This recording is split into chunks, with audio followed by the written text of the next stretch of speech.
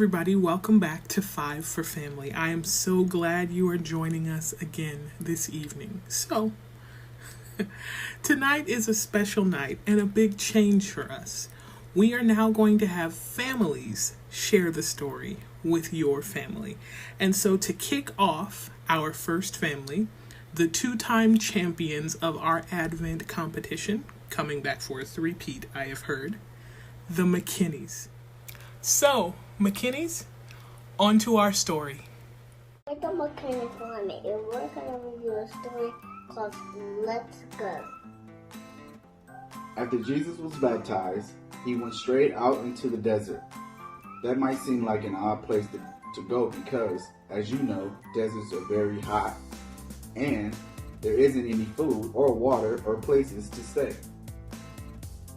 But Jesus needed to get away by himself and be somewhere quiet and lonely. He needed to be with his heavenly Father to get ready for his new life. In the desert, Jesus thought about the secret rescue plan he had made with God. Before the foundation of the world, they both knew what would have happened. To rescue God's children, Jesus would have died. There was no other way. It was the reason he had come, or he had to come. Now, that old enemy, the one who had spoken through the snake to Adam and Eve, back in the garden, remember him. He didn't want Jesus to rescue God's people, so he lied to Jesus. "Are you really God's own son?" he asked. He whispered, "Poor you. God must not love you. You don't need to die. Do it my way, yes and no." Jesus said to the liar, "I will do what God says." And from that moment on, nothing would ever be the same. Jesus wasn't like Adam. Jesus was a new kind of man. He would not believe the terrible lie that the enemy spoke. Jesus knew God loved him, and he would trust God no matter what. It was just as God had promised to Adam and Eve all those years before. Jesus had come to do battle against the snake's work. He would get rid of the sin and the darkness and the tears. And he would suffer, but he would win. Jesus left the desert and set about the great rescue. He was going to get God's people back.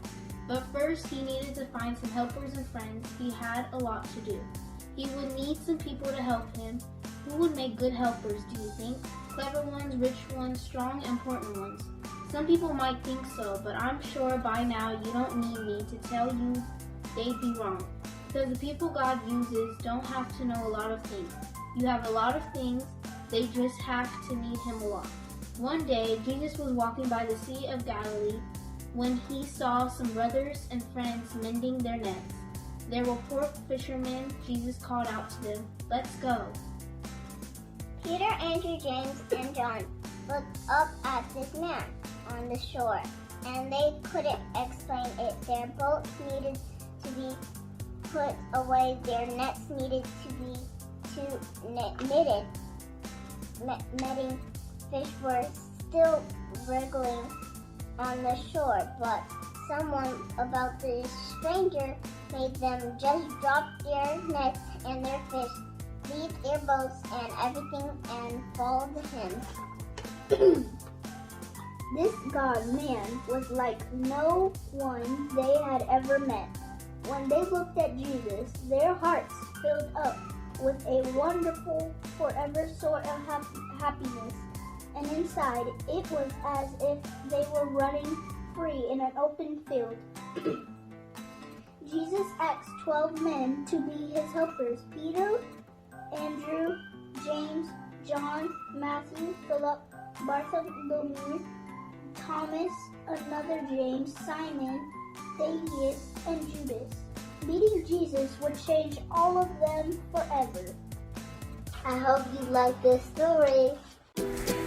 Thank you so much, McKinney family. So now we are on to our question and answer portion.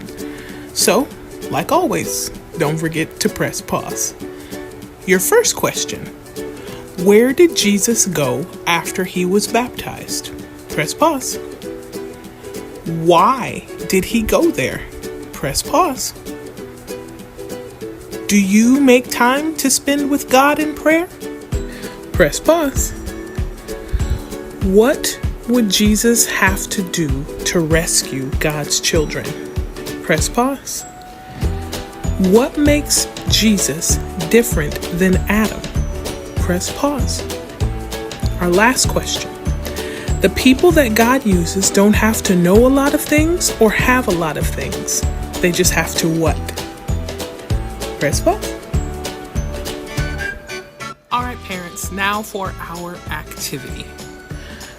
This week, I want you to walk your kids through how Jesus has done some awesome stuff in your life. So the first thing I want you to share with your kids is, what does it mean to need Jesus to you? What does it look like to need him? The second one is, why do you need Jesus, you personally? The next one is, how has Jesus been there for you when you've needed him? Tell your kids about some times when the Lord really showed up faithfully in your life. And our last question for you to answer tonight, parents, is, what kinds of things do you do to serve Jesus? The disciples all followed Jesus. So what do you do to follow Jesus? And if you're not currently doing something, what can you do? Are you good at social media? Are you good at ushering or singing or teaching? What kinds of things can you use? What gifts has God given you that you can use to serve him? Just like the disciples. And parents, don't forget, every week is a good week to share the gospel. If your child hasn't accepted Christ yet, it's a wonderful time to talk about what it means to follow Jesus. Also, in terms of games, follow the leader, Simon Says, red light, green light, or any board game where you have to follow the directions. There's tons of options, so make sure to spend some time together thinking about the story and just having some fun.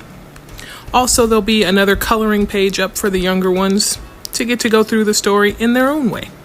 As always, love you guys, miss you guys, can't wait to get to see you in person again, and praying that you keep safe and spend some time with the Lord. Talk to you soon.